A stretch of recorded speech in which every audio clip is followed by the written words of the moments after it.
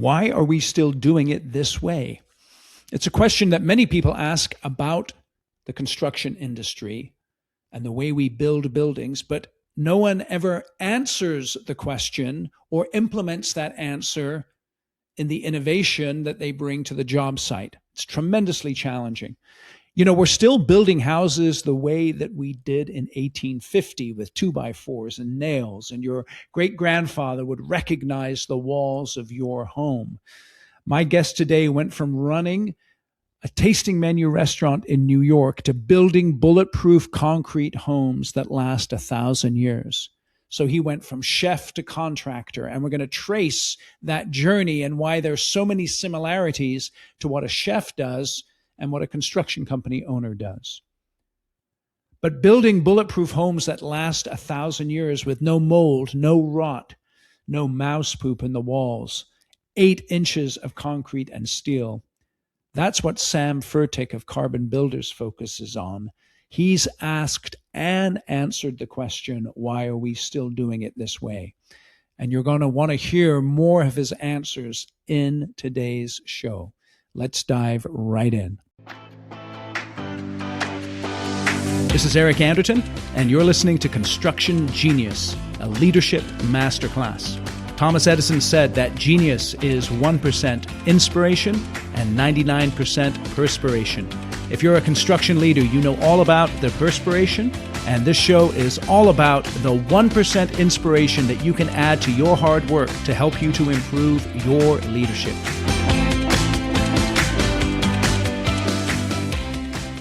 Sam, welcome to Construction Genius. Hi, thanks for having me. You have a very interesting story to tell about how you went from a chef to Culinary Institute of America to running a construction company. Please tell us a little bit about yourself. Sure. So I started out, I actually thought I was going to be an architect as a kid, which is like kind of full circle in a lot of ways. And I had a little white drafting board in my bedroom with the springs and the slidey rule thing. And I was really good at drawing rectangles and anything square, right? Like I could never freeform anything. And I like to create. And then I got into cooking. And as I got into cooking, I realized that, you know, it's craft, it's putting things together, it's building, right? It's just, you're following a different recipe. And so I'd always done construction projects, woodworking, real estate, like whatever it is over the years. And I had what I like to call my quarter life crisis. And I said, you know what, it's time to do something different. And so I said, I'm going to follow this now. And we bought a building as a family in 2018. I'd closed my catering company for various reasons. I was just tired of it, newly married, like all of the things. And bought this building, and my father-in-law looks at me and goes, well, who's going to do the work? And I was like, what do you mean who's going to do the work? Like, I'm going to do the work. It was just like the dumbest question I'd ever been asked in my life, you know? And I proceeded to renovate and restore this building in about 11 months, 11 apartments, 5 retail units with like a motley crew. I mean, we might as well have been on a pirate ship. It was that type of a crew. But we got the thing done and we got it rented and it's still there. We still own it. It's a great historical building. It was built in like the 1850s. And that kind of set me on the way to be like, this is interesting. But what really clicked for me were 2 kind of pivotal moments in that whole journey. One was we were doing an addition on our house in Vermont, my family's house, and we couldn't get a concrete subcontractor to save our lives because they were currently building, at the time, they were building haystacks. So it was just like 100 houses. Every concrete form board for miles was just there. And I said, I know there's this thing. It's like a Lego block and you could stack it and pour the concrete. We could do it. Like, how hard could it be? And my father-in-law looks at me and goes, no, absolutely not. But we'll find someone to do that, right? So we did, and I learned a bunch, and the guy's name's Jason, and, you know, he starts to teach me about this stuff and whatever. Okay, fast forward. I'm now doing this building up in Vermont that we bought, renovating it, and I'm ripping open walls that haven't been opened since literally like 1850.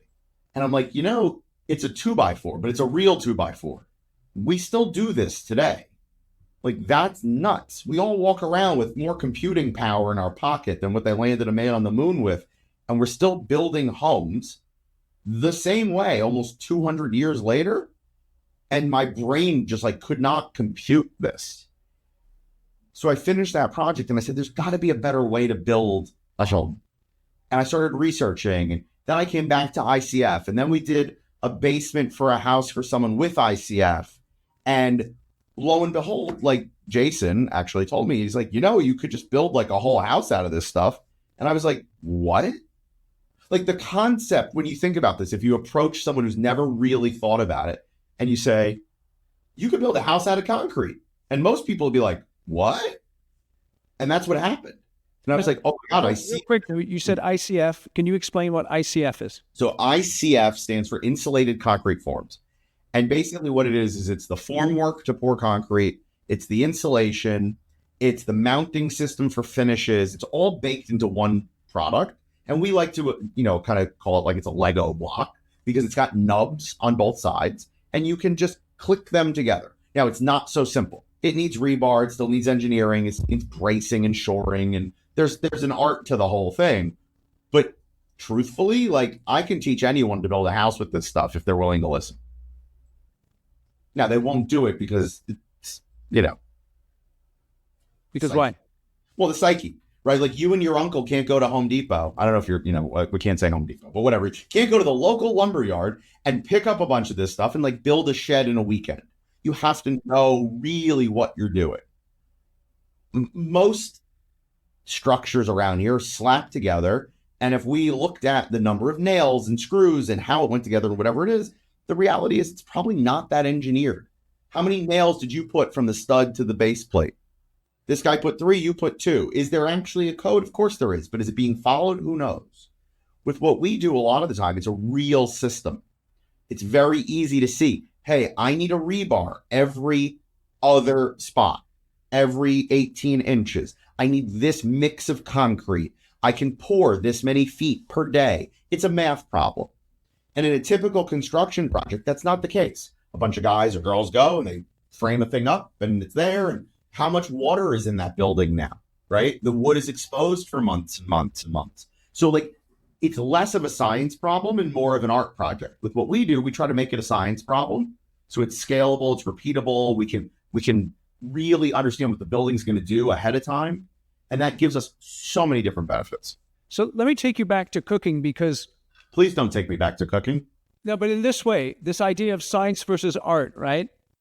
If you're going to produce in a restaurant quality dishes that are consistent again and again and again. You need a recipe. Yeah. Which is a math problem. Yes. So that's more, so there's art perhaps to create the initial dish, but science to be able to replicate it. Is that right? Yeah, absolutely. And I say this all the time to clients or when people ask me like, why, how does being a chef relate to construction? Well, I like to create experience. So I'll give you that line for a minute and then I'll get to your question on this. I like to create experience. When you're a chef, you create a bite and it lasts for a minute or a second. And then it's expensive pee or expensive poop. That's all it is, right? It's food, it's fuel, it's energy, and then it's waste. Yeah. When you craft something, whether it's I make pottery or I make a building or I make a car, that experience changes, but it lasts and it exists. So it's snowing outside and a deer walks past my office is a much different experience than yesterday. I went outside my office at my house and I threw a golf ball in the grass and I hit a golf ball, right? Because it's a different season. But that experience and the creation of that, it excites me. That's how the two relate. Let me ask you about that specifically in terms of perhaps one of the reasons why you moved from cooking to construction. Is there any connection between the short lifespan of a eating experience versus the long lifespan of a living in a building, living in a building that you've built? Is there any connection between I want something more permanent, something more lasting? For sure. So like for me, I think, and don't quote me, but like I think the NAHB says that like the average American home lasts 30 years. Like that's it. Whether it gets remodeled, damaged, fire, water, mildew, this, that, whatever. I build houses that last 1,000 years. I don't want you to ever think about the guts of your house again. I want you to think about, blue marble is no longer in style. We might want to change that, right? But what you're not thinking about is what's in the walls. Have you ever renovated an old house and found out what's in the walls? Right. Typically, not to be too gross, but it's mouse excrement, it's bugs, it's mold, it's mildew, it's rot, it's all those things. My house, I don't have to worry about that. I got concrete and foam. There's not like nothing's happening. So the lastingness for me is important. Like that is a big piece. I never have to think about the walls, the structure, the solidity of the home, the health of the home. I walk around my house all the time. We built it about 3 years ago. We moved in and like, I'll see something and I'll be like, ugh. But then I remind myself, it's like, it's so cosmetic that it doesn't matter, right? The kid scuffed a wall or whatever, because you know what's behind that wall? 8 inches of concrete, a bunch of steel, and it's bulletproof. So, okay, I'll get a paintbrush, right? Like my anxiety of that goes away instantaneously. I'm in a much happier and healthier environment. My air quality is amazing. The sound reduction is amazing. The energy use is amazing. The whole thing is just like, why wouldn't you do this? What do you think the impact is of having that perspective of, you said it quite strikingly, I build houses that last 1,000 years.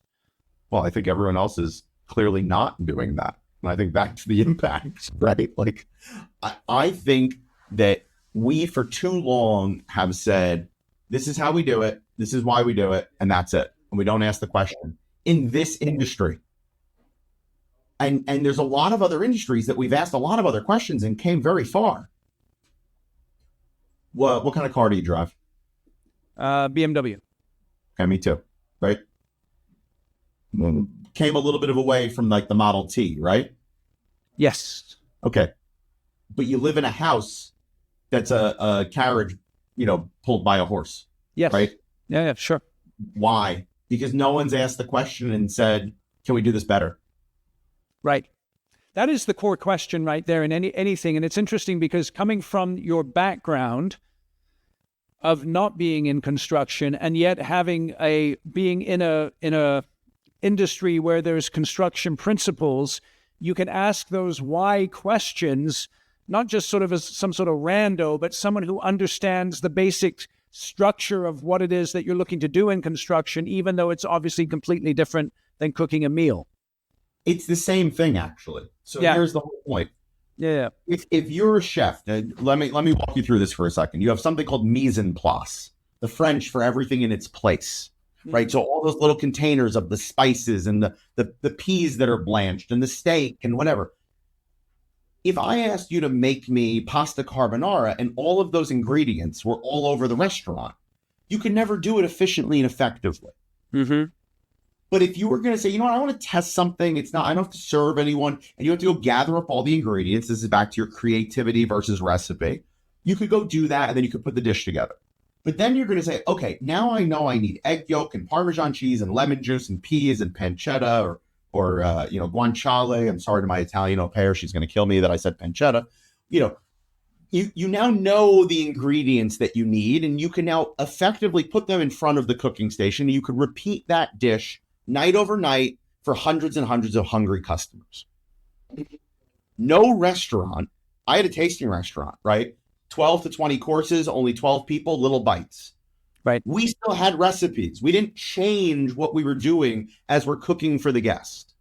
No successful restaurant changes what they're cooking in the middle of service. That's a nightmare.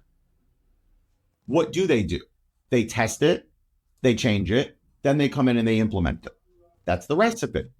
The same thing happens in construction, and people don't realize this.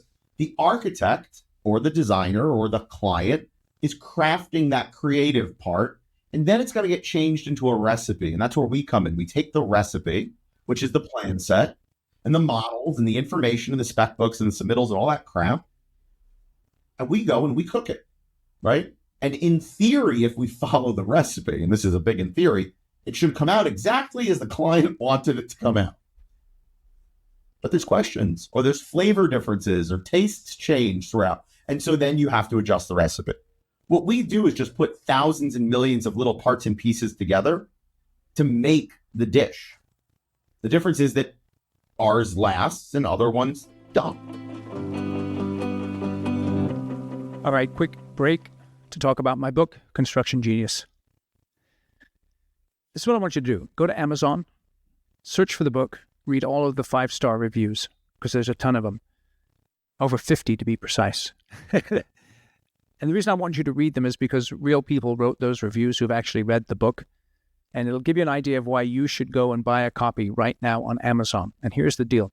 If you purchase 10 or more copies for your company, and then send me an email, eric@constructiongenius.com, I'll come in via Zoom and do a 1-hour Q&A and a bonus training session with your team at no charge. I normally charge $4,500 for an hour of my time. And again, for you, I'll do it at no charge if you buy 10 or more copies of my book. And the reason you should buy it is all in the title. It's effective, hands-on, practical, simple, no BS, leadership, strategy, sales, and marketing advice for construction companies. So if you're in the construction industry, this book is for you. So you can get it on Amazon. You can also get it on Audible in the audio version as well, narrated by yours truly. And I know you'll really enjoy it. So go out and get the book. And now back to the interview.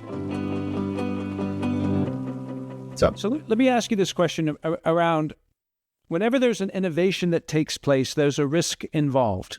So if I'm running a restaurant and I innovate what I'm cooking or what I'm offering my clients, the risk I have is that they won't like it and they won't come back.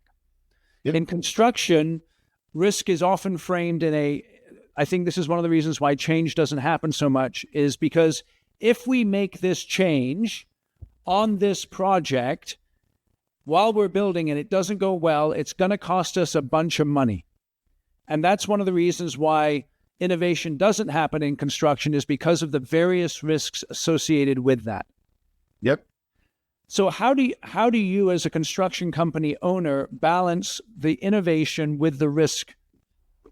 It's a great question. We get involved on pre-construction on probably 90% of our projects, where what happens typically with us is we bid something for someone the first time, and whether we win it or lose it or whatever is irrelevant. But that architect or that client or designer or whoever it is comes back and says, oh, there's something there.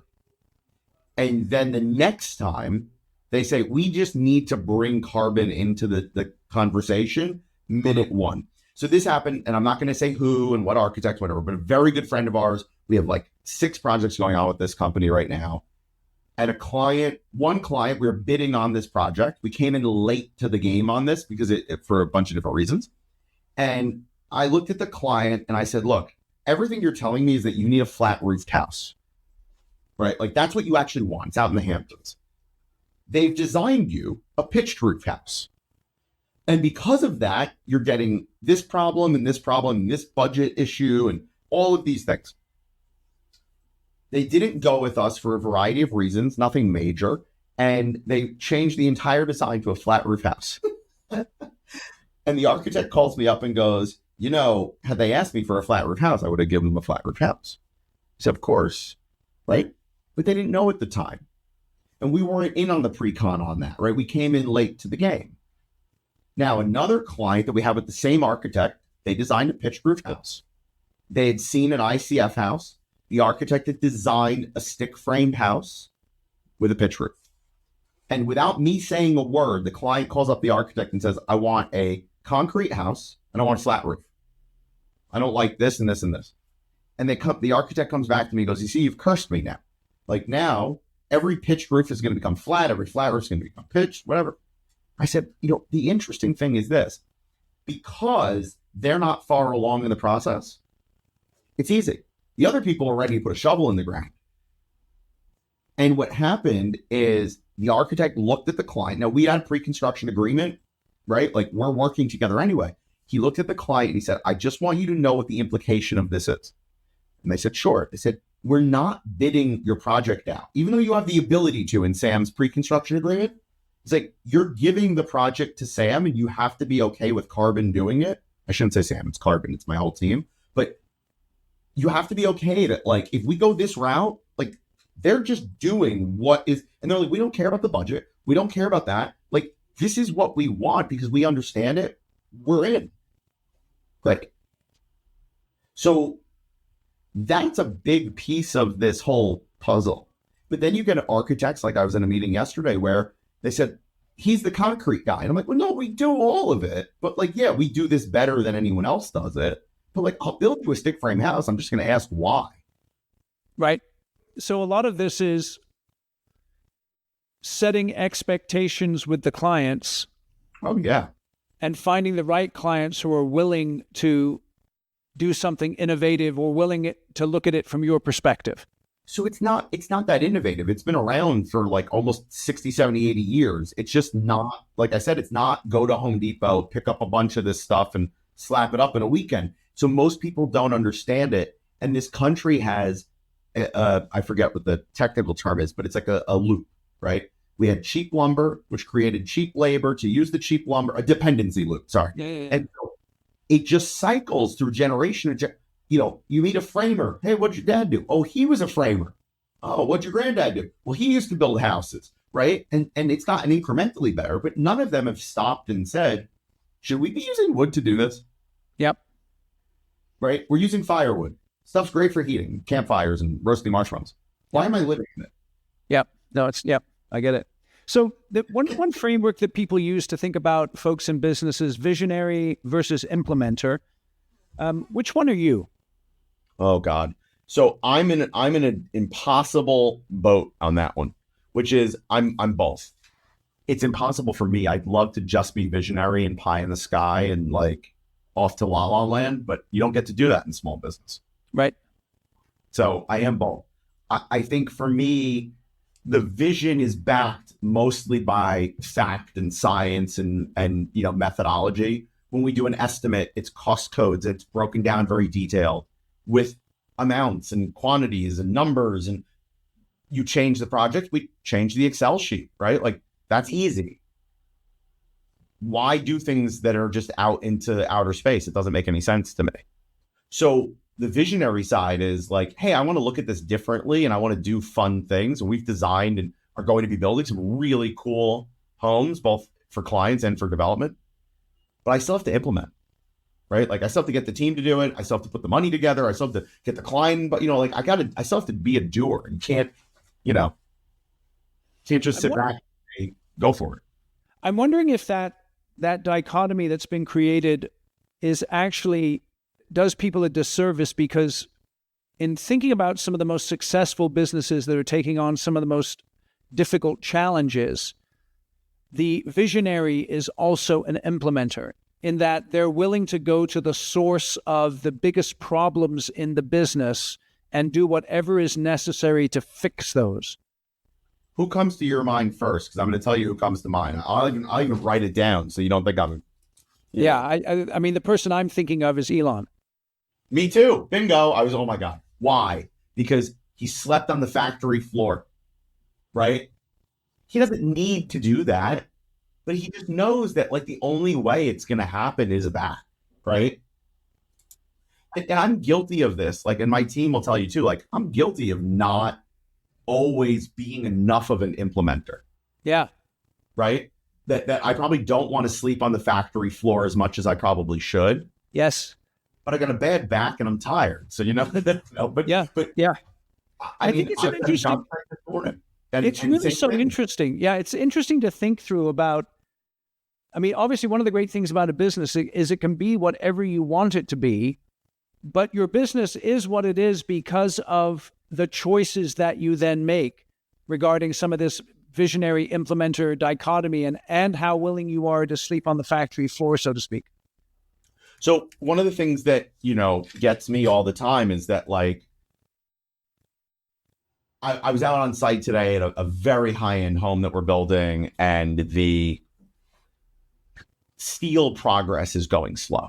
It's very, very complicated. I mean, we've got like cantilever, literally cantilever rooms with cantilever awnings that are like this thick in steel. They come down like an airplane wing. Yep. They've got fabrica pads and the way it all has to sequence, and this part's exposed and this one's hidden. I mean, it's insane.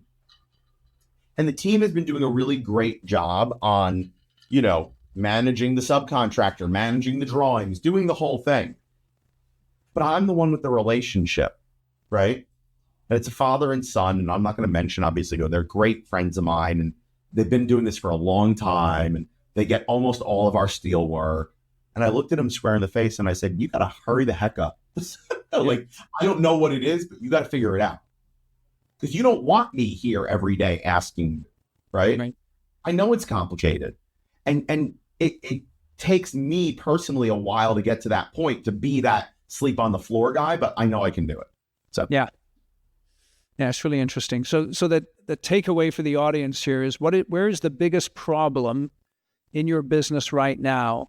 If you're going to use the Elon Musk logic, you as the CEO of the company are going to go to that location and do whatever you can to fix the problem.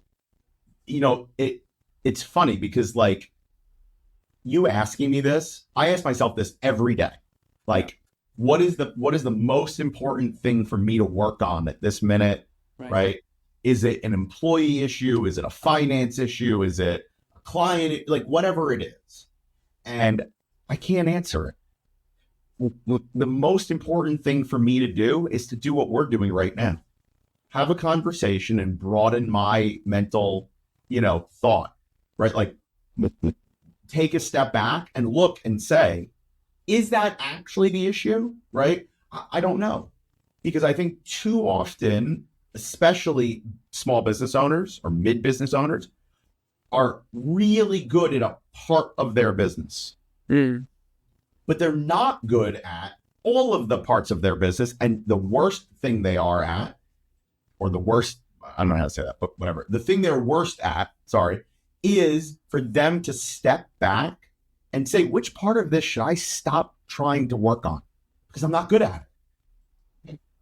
Yeah. And I know some of those parts for me. Yeah.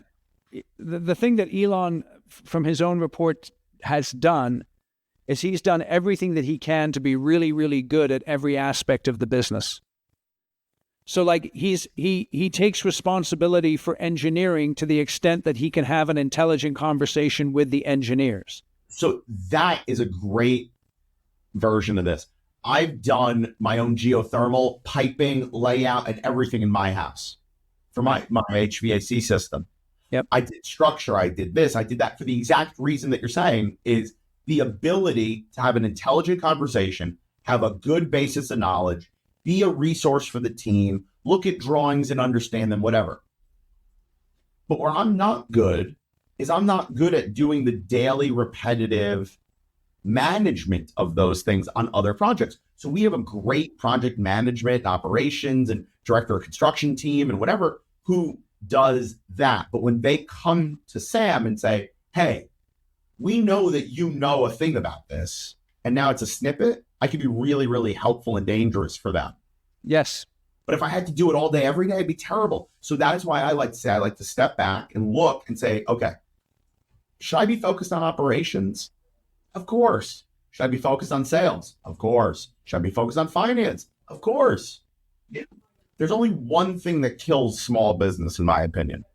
And I think we're getting along on this, but it's sales. If you stop selling, you're out of business. So let's talk about that, because I think the counter argument to that could be this. If I have a kick-ass product or service and I'm able then to execute on the delivery of that product or service, the sales will take care of themselves. Yes, except that we in the construction industry, especially in custom luxury construction, have done something. Well, no one's done it. I'm working on doing it. Won't surprise you. We haven't productized the product here. Right. I'm working on that. The spec homes that we're building, I say this all the time. There's random developer spec person who builds a house. They build it really cheap. They try to make it look really good.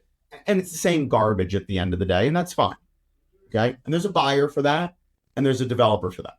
Right. Then you have the major national guys like again, I don't want to name names, but the guys that come and do 1,000 townhouses, they're $2 million a townhouse, but you feel good because there's this like brand to it, right? I'm buying a Ford, I'm buying a Chevy, whatever.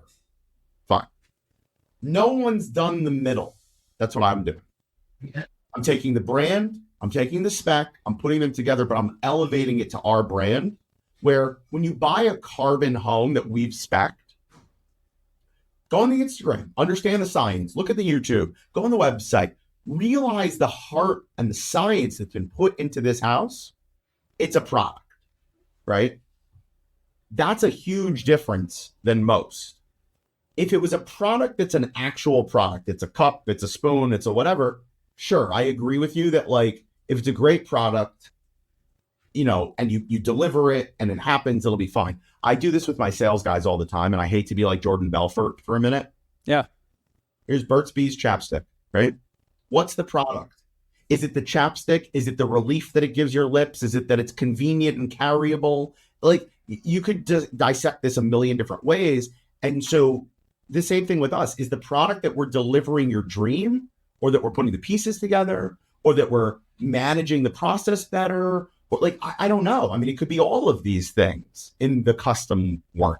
Yeah. So it's interesting. It's interesting. Yeah, I've been thinking about this guy just wrote a book called The Book of Elon, where he compiled all this stuff. And his name's Eric Jorgensen. I'm going to interview him next week. So I've been reading the book, and the three things we've touched on so far is this idea of going to the problem, asking why, and then this idea of really thinking through having a deep understanding of the business. Those three things: a deep understanding of the business, asking why, and then going to the problem. Those are the three things that Elon focuses on that helps him to drive these businesses. And it's interesting for people who are listening to ask you, and again, you don't have to do it that way, but it's interesting to think through, where are you perhaps selling yourself short because you're not willing to do that stuff? So I was in the city yesterday, New York City, and a couple of architect meetings, and met with the client, and just like bouncing around. I had a bunch to do, and I don't go down often, but like when I do, I try to like stack everything in, right? Sure. Yeah. And Alyssa, who's my chief of staff and literally like my right hand, and I might as well float out to outer space without her. And I called her in the afternoon. I was like, I really liked today, right? Like, I enjoyed doing what I'm good at, which is schmoozing and taking an architect to lunch and talking about projects, and like, just having real conversations with people that like what they do. Like, how many people do you run into on a daily basis who are just like, not thrilled with what they do? And like, most of the time, you don't meet an architect who's like, I really wish I was a mechanic. Architects want to do one thing and one thing only, in my opinion. So please, architects, don't kill me for this. You want to draw pretty things and see them get built. Everything else is just a part of the process. Most of the time, they do okay, but they don't turn around and go, I really should have been a doctor or a lawyer or an accountant or whatever. Like, they just don't. They do inherently love what they do. And so do we. We love what we do. Think about the last time you promoted someone into a leadership role and it failed. Why did it fail? I can tell you one reason. People know how to build projects, but they don't know how to build and lead teams of people. Construction comes with its challenges that only insiders truly understand. Generic leadership training doesn't cut it. You need a program to train your leaders built specifically for construction professionals, led by an industry expert. And my online course, The Shift, is exactly that course. It has 5 modules. It'll teach your people how to control their calendars and reduce stress and embrace chaos and accomplish their critical tasks. It will teach them the 3 essential messages they have to communicate every day in order to motivate and lead their team effectively. It'll show them how to build and lead a high-performing team, give them a framework for running effective meetings so they'll be able to solve problems in less than an hour, and also give them a higher perspective on their leadership that will enable them to work on the business and on their teams and not get stuck in the weeds micromanaging. So go out to my website, theshift.constructiongenius.com, read all about the course, and then enroll yourself and your leaders in the course. And I guarantee that it will transform your leadership. If it does not, you take the whole course and you didn't get benefit from it, you just send me an email, eric@constructiongenius.com, and I will cheerfully refund you 100% of your money. I'm really confident this course will transform your leadership. So again, go out to the website, theshift.constructiongenius.com, learn more about the course, and start taking it today. So when you're hiring people, how much are you looking in terms of not just their technical ability, but the way they resonate with your business in terms of what it is you're trying to accomplish, whether it's with the ICF or just even this one idea of building homes that last for 1,000 years. Do you look for that when you're hiring people, or is that just something you bring them on board and they kind of get the vibe? I think it's a little bit of both. I mean, we are a different organization than most in a bunch of different ways. My first 2 employees are still with me to this day, right? Like, we've had very low attrition, very low, turnover from firing or quitting or any of that kind of stuff. Like, I'm nuts. I'll be the first to admit that. I'm not a bad guy to work for, though. Like, I may not remember your kids' names because, like, I'm a little, busy, but, like, I know you have kids, and, like, I'm not going to micromanage you and all that kind of stuff. And so, like, if you're okay with a little crazy, I'm a good guy to work for. Sure. Or work with, right? And so when we look at hiring, I look at it as very specific to not only what are we trying to fulfill, but, like, how can you be better at something than I can be? And even if you're not going to be better, and Danny Meyer used to say this in Setting the Table, right? Going back to the chef world. You want to always be connecting dots, but you also want to try to hire people who are better at something than you are. And I think most CEO type people take that wrong. They think, if I'm a genius with numbers, I have to find a super genius with numbers. No, that's where you're wrong. What you need to find is someone who's willing to look at numbers all day long because you're not willing to look at them all day long. It's a much, much more, like, broken down version. So that's what I look for. Hired a director of construction. He's incredible. He's got the same knowledge I've got. He could be smarter than me. He could be less smart than me. It doesn't matter. He's willing to do that role day in and day out. I can't. I got too many things to do. Yeah. You know what? Going back again to the ICF there, how do you sell it to the clients in terms of aesthetics, operations, and cost? Particularly when you're bringing them something to the table where they're not necessarily familiar with it, right? So aesthetics is easy. It can be and look like anything. The only difference is that your window openings and door openings are deeper. And if you do those appropriately, you'll never, ever even think about it ever again. You want it to be a Tudor, you want it to be curved, you want it to be hanging upside down. It doesn't matter. We can build anything out of anything. Great. Cost is all based on design. I have a car, it has 4 wheels, an engine, and a steering wheel. How much you want to pay for it? Is it an Aston or is it a Prius? I have no idea, right? So the cost is really based on what it is that we're building, not the materiality. The difference with us is, like, we'll say, and we do exposed concrete that's not ICF. We do light gauge steel homes. We do stick frame homes. We do everything. Yep. But what I can tell you is, if you give me a set of drawings and say, hey, I want an ICF house, I can give you a price like in 5 minutes because the cost is very, very consistent.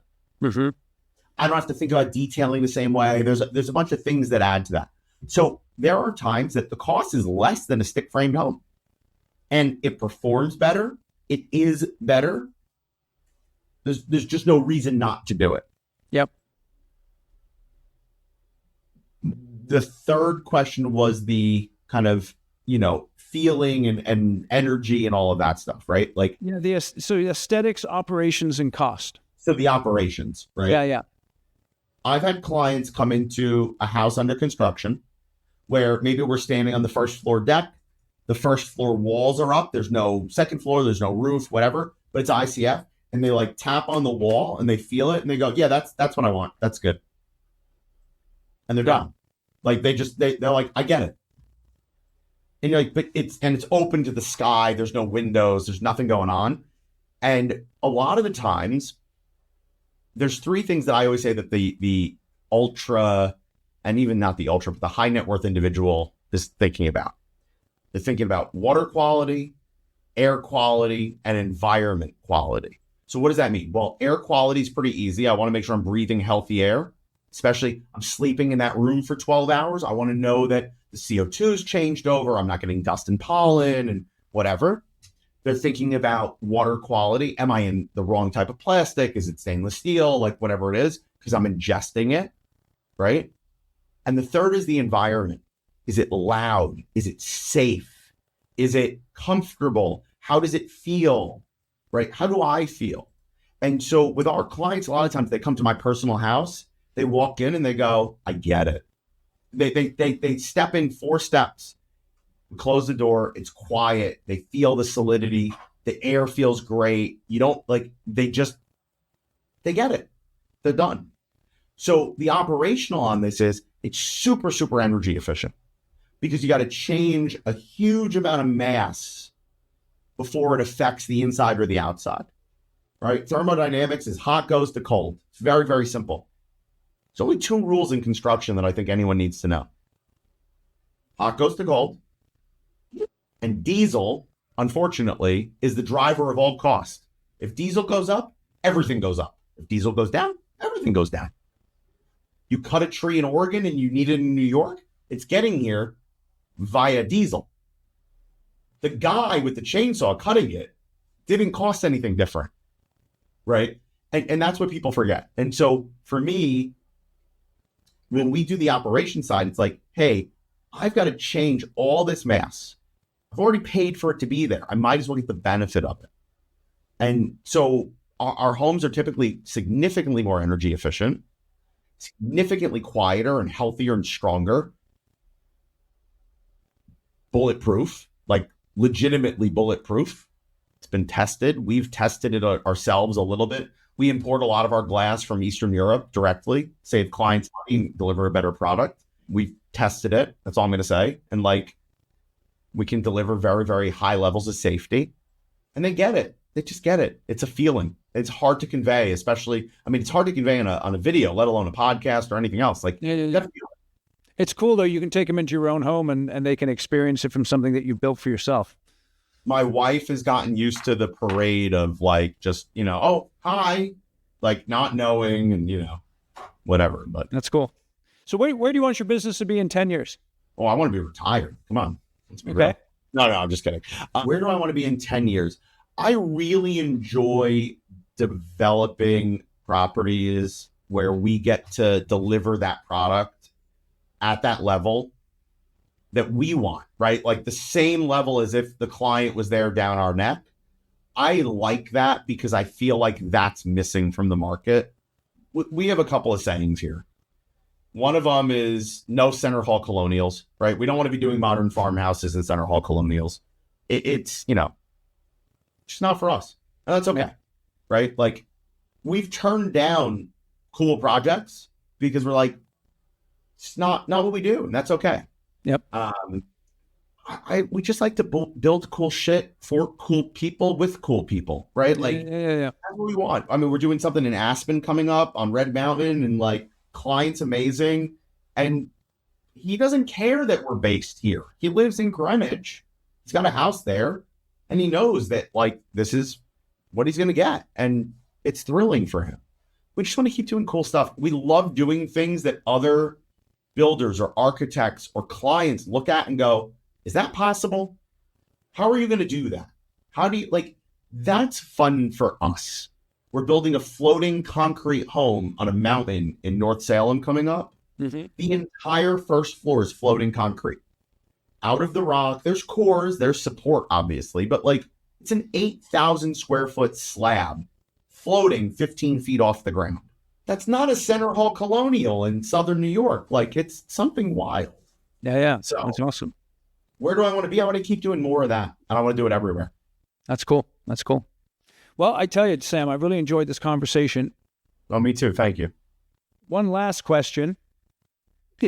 being a New York restaurant guy, what's the one restaurant someone should hit in New York if they're visiting? This is, but see, I told you this off the record before, and now you're putting me on the record. I know, but so I just for the audience to know, we're recording this 2 weeks before I go to New York with some family, so I asked Sam in advance. But you don't have to use that answer. You can use a different one if you want. But that's the problem. That is the answer. So you got to tell us what's the answer. Every single one of my restaurant friends is going to be like, "Dude, you didn't call me out. You didn't, Oh, God. All right. It's Wolfgang Steakhouse on 33rd and Park. It's got an amazing original ceiling from, oh, my God, I'm drawing the blank. Do you remember it's got the curved tiled ceiling. A Gustavino ceiling. I should have known that faster. It is such a great traditional. I've been going there for literally 20 years. The same servers, the same managers. I was there last night. I literally called Danny, the manager. I was like, I'm coming with 3 people. I need a table. And he's like, no problem. For you, no problem. Walk in. 7 different servers are giving me hugs. They haven't seen me in 4 months. Like, it is a quintessential New York steakhouse experience. It's not branded. It's not flashy. The food's fantastic. They probably haven't cleaned the grill in 73 years because that's what gives it the flavor. It's just fantastic. So that's on Park Avenue because they have multiple locations, but you're saying specifically Park and 33rd. Don't go to the other locations. That's for tourists. Okay, great. Awesome. We've got that. There will be a link in the show notes to that location. And Sam, I appreciate you coming on Construction Genius. Thank you very much for having me. I appreciate it. Thank you for listening to today's episode with Sam. Here's what I'm sitting on. Sam asked one question: why are we still building it this way? And he reorganized his entire business around it. Concrete instead of firewood, a recipe instead of an art project, 1,000 years instead of 30. So what's the question you're not asking in your business? What's the dependency loop you inherited from the generation before you and never stopped to challenge? If this episode hit, do me a favor, share it with one person in your network who builds, designs, or develops. This is how this show grows. And then also give us a rating and a review wherever you get your podcasts. Thanks for listening to Construction Genius. Thank you for listening to this episode of Construction Genius. Hope you found that 1% of inspiration to help you in the next few days. If you like the show, please give us a 5-star review on iTunes, share it with other construction leaders who you think would benefit, and always remember that the show is brought to you by Kick-Ass Meetings. I've been working with construction leaders since 2004, teaching them how to run extremely effective problem-solving meetings that gets their people collaborating, taps into their creativity, and to get yourself a free copy of the Kick-Ass Meeting Report, go to www.ericanderton.com/kickassmeetings. Grab yourself that free report, read it, use it in your business. You'll find it extremely useful. And thanks again for listening.